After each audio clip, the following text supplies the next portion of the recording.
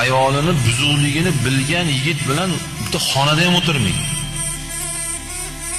Xonada, men bitta tovoqda demayapman, bitta stulda demayapman, bitta xonada ham o'tirmang. Shu darajada nafratlanaylik, dayyus bir hezala isbot bolalarni. Hazar qilaylik bunaqalarni. Bu oddiylashib boryapti bugun.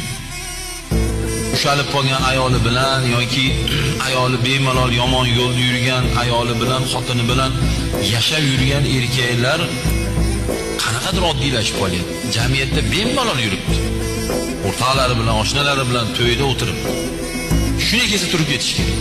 Ki shu ishda bir rasvoligini his qilsin u. Shu ishni yomonligidan jamiyatda o'rnini yo'qotsin bu. Yo nasihat qilib o'ynab qo'ying. O'rtoq tanlashda ikkita narsani tanlash kerak. Yo o'rtog'imiz o'g'naylik, yo yo'qotaylik. Ikkitadan bittasini tanlaylik ekan. Bu hozir chetda shuna bolalar o'tirgan bolalarga aniq yoqmaydi, bilaman men.